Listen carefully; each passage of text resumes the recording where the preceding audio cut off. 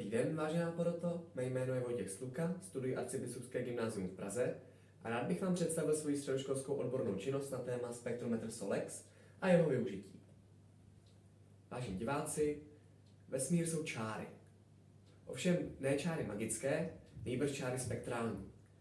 A díky těmto čarám se můžeme o vesmíru dozvídat informace, jako je jeho stáří, jako je jeho velikost, zase rozpíná nebo zkracuje, anebo jaké je jeho chemické složení. A právě ony čáry také daly vzniknout celé mé práci. Úvodní motivace byla taková, že tento obor, který je stěžejní pro celou astrofyziku, je stále upozorňován a mnoho studentů na středních školách o něm vůbec nic neví. Proto naše první hypotéza byla, že se nám podaří zmontovat jednoduchý spektroskop, který bude použitelný pro vědecké účely, například ve Štefánikově hvězdárně, kde provádím svoji stáž. A druhá hypotéza zněla tak, že se nám podaří rozšířit jméno spektrometrie i mezi studenty na středních školách. Ve své teoretické části se zabývám tím, jak světlo vzniká a jaké jsou jeho vlastnosti, které nám pak pomáhají právě při stavbě spektroskopu, kde rozebírám jeho klasické principy tak, aby bylo vidět, jak světlo rozkládá. No a konečně, jelikož jak název práce napovídá, spektroskop SOLEX pracuje se sluncem, zaobírám se některými jevy, které se na slunci dají pozorovat. Ve své praktické části ukazuji, jak se samotný spektroskop montuje, jak se dají měřit spektrální čáry, jak se slunce dá pozorovat, no a konečně, jak budeme prezentovat před studenty onen spektroskop a zda se tento proces dá aplikovat na středních školách. Nyní již k teoretické části. Jak jsem již řekl, světlo je stěžejní pro celou spektroskopii. Jsou dva principy vzniku světla. Tím prvním je, že světlo je částice, který více popisuje Schrödingerova rovnice. Nicméně pro nás je důležitější druhý pohled na vznik světla, totiž že světlo je elektromagnetické vlnění.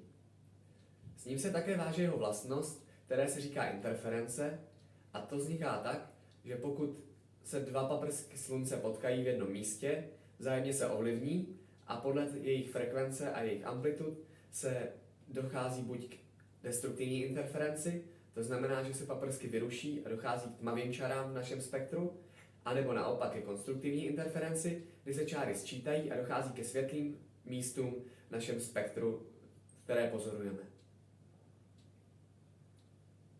Tento jev, tedy interference, by sám nemohl vzniknout, kdyby neexistoval princip světelné disperze. Světelnou disperzi vy jistě znáte jako světelnou disperzi refrakcí, kdy dochází paprsek na místo s rozdílným indexem lomu. Může to být například voda, čili vy pozorujete duhu na obloze, anebo to může být sklo a vy pozorujete duhu v hranolu.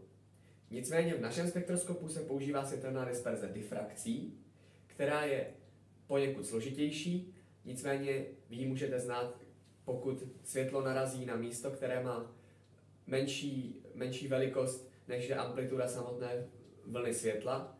Světlo se ohne a opět tím vzniká duha a navíc zde světlo právě interferuje a my tak můžeme ve spektroskopu pozorovat ony spektrální čáry.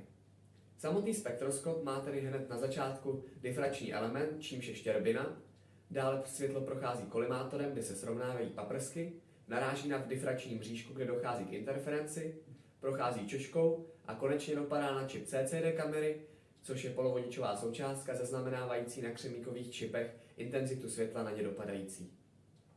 Poslední částí mé teoretické práce bylo rozebrání dějů na slunci, především to, jak vznikají například konvektivní proudy ve fotosféře a chromosféře, jaký je princip vzniku slunečních skvrn, slunečních protuberancí, co je to sluneční vítr a některé jevy, které pozorujeme se slunečním cyklem. Nyní již k praktické části. Jak je vidět na tomto obrázku, zmontovávali jsme spektroskop, který je plně vytištitelný na 3D tiskárně a jediné, co jsme k tomu potřebovali, byly ony optické elementy. Na obrázku vlevo je již vidět spektroskop s helikálním fokusérem, který nám pomáhá k ostření a zároveň CCD kamerou. Nutno ještě podotknout, že krom toho, že jsme spektroskop montovali v rukavicích, abychom nepoškodili optické elementy, museli jsme jít i do dílny a zkracovat některé šrouby a hrubé součástky tak, aby přímo seděly na onen spektroskop. Když jsme pozorovali spektrální čáry, jak je vidět na obrázku vlevo, zaměřovali jsme veškeré dostupné čáry ze slunečního spektra, Řídili jsme se podle solárního atlasu, který je vidět na obrázku vpravo, a ještě podotýkám, že na obrázku vlevo je vidět sodíkový dublet na pozadí, kdy už je CCD kamera spojená s programem. Krom toho, že jsme tedy tyto čáry pozorovali, bylo také nutné jejich zakreslení a především ukázka na grafu. Zde je vidět kanál H-alfa, což je vodíkový kanál na délce asi 650 nanometrů, a zároveň je zde vidět i 1D graf intenzity světla, kde je přesně vidět, že v místě absoluční čáry vodíku hrubě klesá intenzita světla. To zaznamenává právě ona CCD kamera. Další částí práce bylo focení a kreslení slunce. Jak jsem již řekl, slunce se dalo vyfotit v jednom kanále a jako celý sluneční disk, anebo se dalo promítat. My jsme si slunce promítali, zakreslovali jsme sluneční skvrny a zároveň jsme vyhodnocovali tyto kresby, jak je vidět na obrázku vlevo z té aplikaci. Tyto informace jsme dále posílali do Ondřejova a pracoviště v Ondřejově tyto informace sdílí s Evropskou agenturou, která vyhodnocuje právě aktivitu slunce a účastní se tak mezinárodního výzkumu. Nutno tedy podotknout, že i my jsme se tímto kreslením účastnili mezinárodního výzkumu. Tím, že slunce budeme pozorovat v oněch spektrálních čarách, se nám také daří pozorovat například Dopplerův jev a nebo ukazovat některé konvektivní proudění právě ve fotosféře. Další částí mé práce byla úprava fotografií. Jak je vidět zde, na začátku se musel pořídit slunce jako celý disk přesvětlené části, tak aby byly vidět sluneční protuberance, a na podruhé bylo dobré vyfotit slunce saturované, tak aby byla vidět sluneční granulace a sluneční skvrny.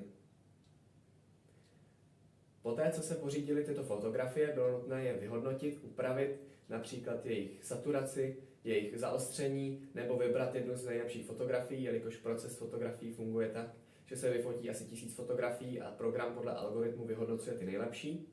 Tudíž tato práce pak zabrala ještě další část práce asi ve 3 programech a konečně jsme používali grafický editor tak, abychom slunce sloučili. Dále jsme k němu přidali měřítko a zapsali jsme jeho orientaci na sever, tak aby se dalo tato fotografie prezentovat před studenty a věděli, co na té fotografii je. A nyní už se dostávám k oné praktické části, jak jsem ji říkal. Prezentovali jsme na půdě Arcibiskupského gymnázia, prezentoval jsem studentům přírodovědného semináře a ukazoval jsem jim základní principy spektrometrie, vysvětloval jsem jim, čemu se tento obor hodí, a zároveň jsem je nechával pracovat se spektroskopem, který jsme se strojili tak, abychom jim ukázali, čemu se dá použít onen spektroskop. Další výhodou bylo, že se nám v průběhu prezentace podařilo zachytit dvojitou duhu, takže studenti viděli každodenní příklad spektroskopie v praxi. No a nyní již k závěru a k našim splněným cílům. Nutno podotknout, že naše hypotéza, že se spektroskop bude dát použít pro vědecké účely, se vyplnila, ačkoliv jsme ještě nezvládli natočit Dopplerův jev na slunci, ale již nyní se uvažuje například o využití Solexu i pro pozorování Jupiteru, který je v tuto chvíli dostatečně světlý. A jak jsem již řekl, podařilo se nám měřit některé spektrální čáry a fotit slunce jako celý disk tak, že jsme mohli vyhodnotit jeho sluneční aktivitu. A zároveň jsme ukázali, že spektroskop se dá použít i na poli didaktiky, jelikož se nám zároveň podařilo ukázat studentům základy středoškolské optiky, nebo jim navíc, krom fyzikální spektroskopie, ukázat i spektrofotometrii, která se používá jako analytická metoda v chemii. Další částí mých cílů bylo samotné sestavení spektroskopu a jeho používání, které se nám taktéž podařilo, protože ve Štefánikově hvězdárně nyní zůstává plně funkční spektroskop, který může jakýkoliv návštěvník využít spolu s dalšími teleskopy a jinými zařízeními pro pozorování, čili je volně dostupný veřejnosti ve hvězdárně, což je výsledek naší vědecké práce. No a konečně, jak jsem již řekl, podařilo se nám slunce kreslit a vyhodnotit jeho aktivitu ve slunečních skvrnách, zakreslit fakulová pole a zapsat některé parametry, které jsou na slunci dostupné, a zapojit se tak do mezinárodního projektu pozorování slunce, čili se naše práce nakonec rozběhla i do mezinárodní sféry. Zde je vidět fotografie slunce, kterou jsme prezentovali před studenty. Já vám tímto děkuji za pozornost a zvu vás do Štefánikovy hvězdárny.